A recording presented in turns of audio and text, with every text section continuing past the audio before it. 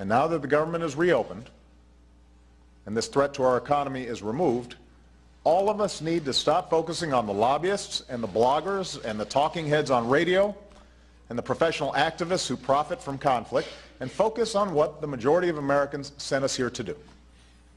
And that's grow this economy, create good jobs, strengthen the middle class, educate our kids, lay the foundation for broad-based prosperity, and get our fiscal house in order for the long haul. My gosh, every time I hear him speak, I want to cry, because if we had a media in this country, he would be exposed for what he is. But there is a man out there, at least, who is doing his best, has done his best. He's written a great bestseller, which is now out in paperback.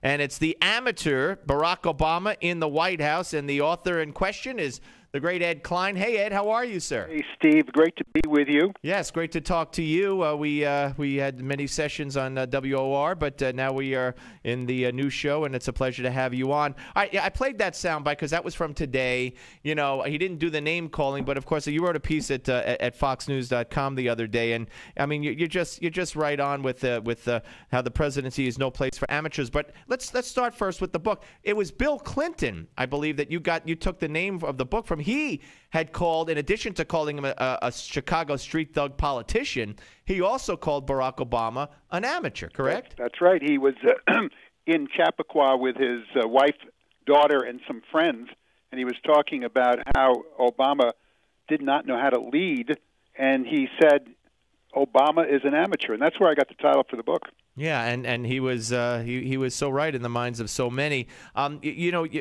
Talk about this latest escapade and what it shows you. I mean, you made such great points in the piece, and I just think the Republicans are blowing it, and folks are going to get tired of hearing me say this, but I'll say it till I'm blue in the face. What the Republicans should have said was, Ed, okay, yeah, we're waving the white flag, but we're waving the white flag because we have a president for the first time who will not negotiate, who is willing to send us into economic chaos over something as small as delaying a medical device tax. He's willing to let us fall off the cliff. So, yeah, it looks like we're surrendering, but we're doing it for the American people. Absolutely, Steve. And, here's a president who at one point in his career was actually teaching constitutional law, if you recall. Oh, yeah. And he doesn't seem to have the first idea what the Constitution says, which is quite simply that there are three separate and equal branches of government. In order for the president to get anything done, he needs to, I hate to use this word, Mr. Obama, negotiate with Congress. Anything done, he needs to, I hate to use this word, Mr. Obama, negotiate with Congress for this shutdown and for the debt ceiling crisis and all of the media coverage. But in fact, if the president had been willing to negotiate with the Republicans and on such things as, for instance, the medical device tax, on such things as the exemption for Congress people and their staffs for Obamacare, this would never have happened. But this president, unlike every single president we've had in the past, either refuses to negotiate or does everything by executive order. Right, but Ed, here's what he would tell you. I'm negotiating. I'm just not going to give you anything. Mm-hmm. And when Chris Wallace has the Secretary of the Treasury on and says, every other president has negotiated on the debt ceiling, it's commonplace, and here's how it happened. He looks at Chris Wallace with a straight face and said, I don't think you have your history right. Yeah. So they'll tell you up is down, down is up, and if you don't believe it, there's something wrong with you. That's right. Well, I was interviewed the other day by the New York Post. And they asked me about where this strategy... You see, Obama's coming for you now. I hear the siren. Go ahead, only kidding. He is, yeah. Well, where I live, there's sirens all the time here in New York. And they're all coming from the new mayor to come, Mr. Oh, we could get into that and his statements on Muslims yesterday if you want, but I'm in New York. We're right with you here, but go ahead. Anyway, on Obama, it is my reporting that the decision on Obama's part not to negotiate one iota was something that he devised alone in the residence, the second floor family quarters of the White House along with his wife and Valerie Jarrett. Right. Now, people tell me, oh, you're exaggerating how much influence and power Valerie Jarrett has. I don't think you can overestimate the amount of influence and power she has. The president has said, I don't make any decision without first passing it by Valerie Jarrett. That's almost a direct quote from the president. And in this case, the strategy to demonize the Republicans over the shutdown, just like demonizing Mitt Romney and before him McCain during election campaigns, was a strategy devised in the family quarters by these three people, the president, the first lady, and Valerie Jarrett, in order to make the Republicans take all the blame in the hope of flipping the House in 2014 to the Democrats. And you hold Valerie Jarrett at least responsible for coming up with the idea, and of course Obama would have to go along with it, of using the incendiary language of kidnappers and bomb throwers and ransom takers and holding gun to the head, the whole thing. Yeah, and terrorists, and calling Republicans terrorists whom you don't negotiate with, and then today coming out and saying, oh, it's the people on talk radio who are using all this incendiary language. Right. And well, again, the sky is green and the grass is blue. I know. And if you don't buy that, then there's something wrong with you. But look, again, as I said, right after the soundbite that we played, Ed, and by the way, we're talking to Ed Klein, who's got his great book, The Amateur, Barack Obama in the White House, out in paperback now. With a new introduction, by the way. Yes, I was going to point that out, and I'm glad you did. So everyone should get a hold of it. But, I said if we had an honest media, not only could this man not have won in 2008, but, there's no way the Republicans could be blamed for this, but I blame the Republicans for not defending themselves. However, you were victimized by this media. I mean, when your book came out, all kinds of accusations were hurled against you, and the media didn't welcome you on all their morning and news shows either. That's right. I was demonized by the media.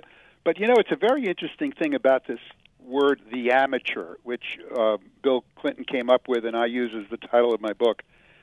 I've noticed that in recent months, even some of my left-wing friends, like Joe Klein and others at Time Magazine and other places, have referred to him as an amateur because you just look at how he handled the Syrian chemical weapons business with the red line that suddenly didn't become a red line, and the so-called pivot to Asia that's never happened. You can go on and on. This president is a great campaigner, wonderful at hurling invective against his opponents, but when it comes to leading, he's out to lunch. Let me ask you this, Ed.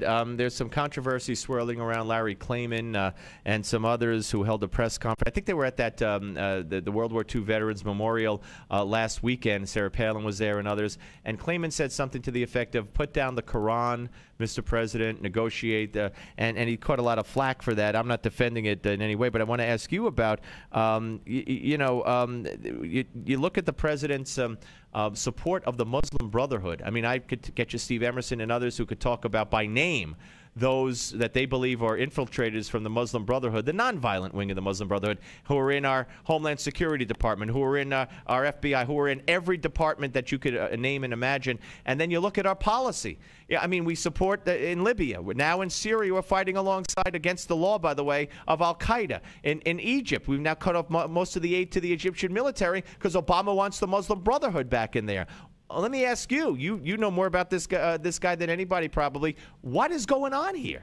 It's very hard to say because it's clear to me that talking to President Obama's longtime minister, the Reverend Jeremiah Wright, that Obama, was clearly steeped in Muslim orthodoxy as a child. There's no question about that. And that, according to the Reverend Jeremiah Wright, he introduced Obama to Christianity. So I would say that at the very least, that was done. I'm sorry to interrupt. That was done. I think even Richard Wolff of MSNBC said he needed a church when he got to Chicago as a community activist for some street cred. That's exactly right. And it's hard to say to what degree he has sympathy for the Muslims, except every action he's taken since he became president, including his speech in Cairo, until today, indicates that he feels an affinity for Muslims and finds it very hard to talk about Muslim extremism. Yeah, I don't have a problem with him having an affinity for Muslims, and I believe he's a Christian because he says he's a Christian. But my problem is, the Muslim Brotherhood to me are not your average Muslims, and the killing of Christians, Ed. I mean, the killing of Christians all over the world, and this administration is silent. You don't hear a peep from Barack Obama. Nothing. Nothing. I don't get that. I mean, if it were the other way around, not only with Barack Obama, the media. I know it's a crime, no question about it. And so what do we have to look forward to for the next 3 years? Well, I mean, what's going to happen in the next 3 months when we run into this all over again? The way I see the way politics operates in Washington, if you humiliate your opponent, rub his nose in the ground, and call him all kinds of names, as Obama has done with the Republicans, that's never really forgotten. And instead of creating an atmosphere in which there can be collegiality and compromise, he's created a worse atmosphere of hostility than he had even before the government shutdown. Yeah, and you know what he did yesterday? Much to the chagrin of David Gergen on CNN and the crew that I was watching, who couldn't be bigger supporters of Obama, when they found out he was going to make a statement before the House actually voted. They said, why? Why would he do that? Why would he try? Why would he risk alienating even one voter? Why would and does anybody in the White House understand you don't do this? But he did it anyway. Steve, it's hard to say this because it seems so outrageous, but I truly believe this. I think that the shutdown was something that he welcomed, that he encouraged, that he provoked, and that he kept going because he saw it as in his interest with the media playing it as an anti-Republican problem.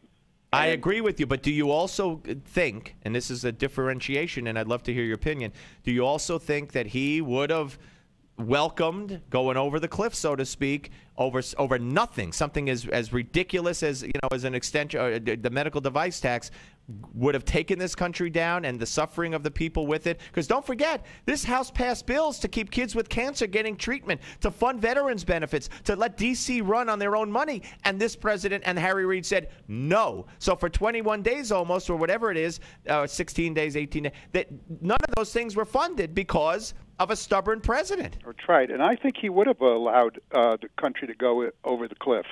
And I think if he did, he would have gotten on television and pointed a finger and said it's all those extremists' fault. Yep. And and if you want to change the nature of this country and make it better, you better vote for Democrats in 2014. Absolutely. Hey, Ed, listen, best of luck with the paperback version with the new introduction of the amateur Barack Obama in the White House. And we'll speak to you soon. Thanks, Steve. Thank you. Take care. Bye. That's Ed Klein, ladies and gentlemen. Former, by the way, editor-in-chief of the New York Times Magazine section. Yeah, I pulled out from May 22nd of last year. Newsbusters. Okay, our friends at Newsbusters. Randy Hall wrote this. Ignoring Ed Klein's The Amateur, media once again show blatant double standard. He, according to Nexus search of TV shows and transcripts, not one of them, I guess he's talking about the elite media. Okay, not one of them has interviewed him on air. His name hasn't been mentioned by ABC, CBS, CNN, NBC, MSNBC. Gave him tiny mention in a segment condemning conservatives for opposing Obama, but didn't talk about him except in passing. The closest any network, this is a year ago when the hardcover came out, the closest any network came to actually discussing the book was ABC News, which included an item in the section of the network's website entitled The Note, which is produced by Michael Falcone anyway. It was just an offhanded quote. So much like they ignore the things they don't want to talk about, no matter how big or important or newsworthy or full of information and accusations these books are, take Stephen Jimenez again, who we had on this show live, who wrote a book changing the whole scenario involving the death of Matthew Shepard. Again, you could say the same thing. Not one mention by ABC, NBC, MSNBC. None of them. Folks, we are, well, if you listen to the show, you know the problem we have with the media. You can't rely on the media. You have to educate yourself. And that must be why you are here at the Steve Malzberg Show, the center of self-education on Newsmax TV and